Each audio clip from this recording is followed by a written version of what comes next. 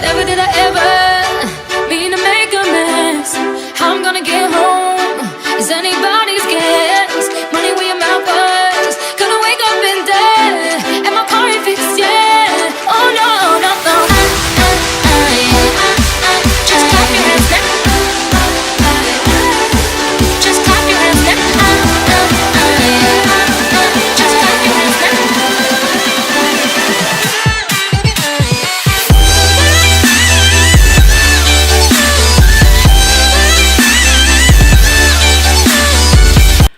My name's Baxter. I'm an accredited practicing dietitian and online physique coach, and today I'm going to be making a jelly slice. Again, running with my theme of low calorie, macro friendly cooking and recipe ideas. This does not go against that. We're looking at doing this jelly slice because it is a really good snack food. I'm always looking for something different to have in the afternoons outside of my main meals.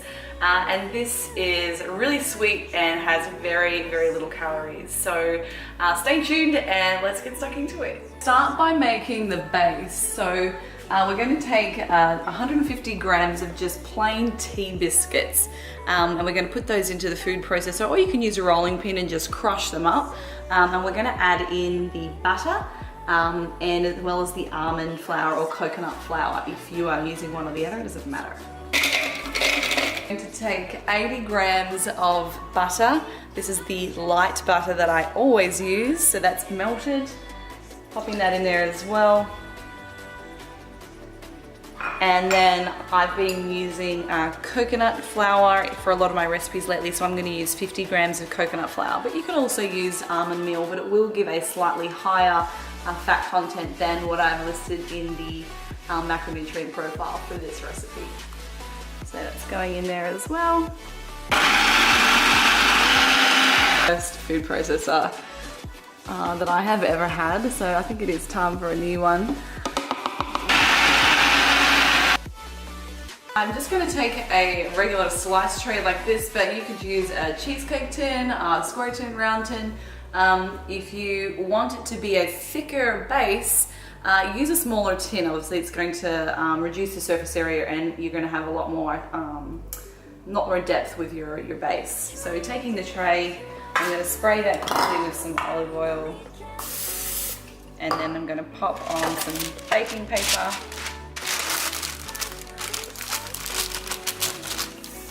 And then another quick spray just so that it doesn't stick. And spoon that in. Shake that out. And I'm just going to press that mixture into the bottom. We're going to set the oven to 360 degrees Fahrenheit or 180 degrees Celsius if you're in my country. And we're going to cook the base for about 10 minutes just so that it sets. While that is baking, we're going to work with the actual middle layer, which is all about the cheese, so and dairy for that matter.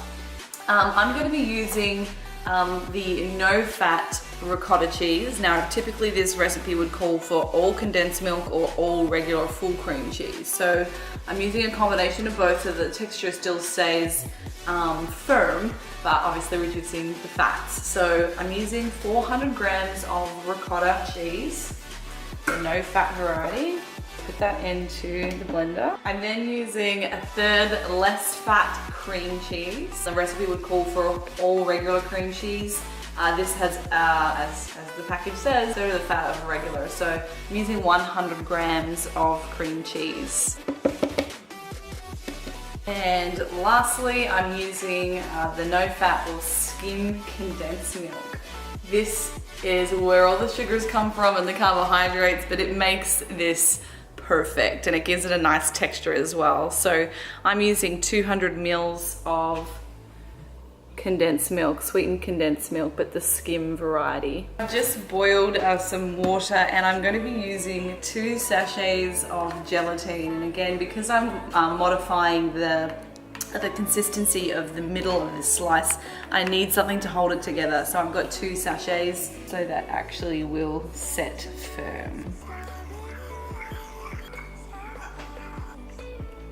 And Last but not least, I'm putting in 20 grams of stevia powder. I'm using lime today, but I would probably prefer to use lemon in this instance. So I'm using the juice of 1 lime into this.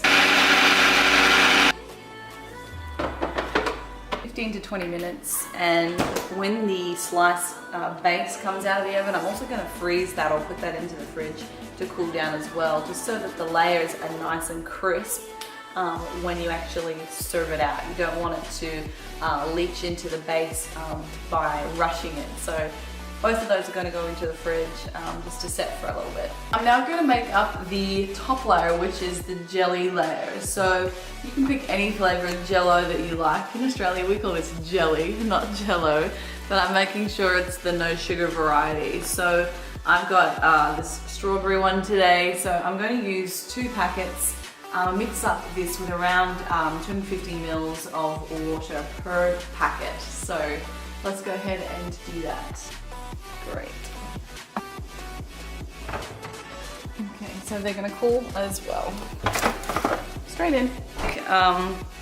The center section of this slice out of the fridge. So you can see that's already starting to set. You want to make sure you have plenty of overhang. So here is the finished product. So I've gone ahead and laid the jelly right over the top and then sliced it up. The macros are awesome for this. It's 8.5 grams of protein, only 7.5 grams of fat, and 30 grams of carbohydrate per slice. So perfect for a pre-workout if you like, because the fat content is still nice and low and plenty of carbohydrate. If you liked this recipe, guys, please subscribe to my page. I'm also going to put 2 end cards up for you with other recipes that are macro friendly, so you can watch those as well. Thanks again for watching. If you want more information about me, my coaching services, or other macro-friendly recipes, you can also head to my website, which is www.hvnutrition.com.au. Okay. Oh, that's disappointing. I was expecting more. He's so noisy. Hey! You're gonna track that?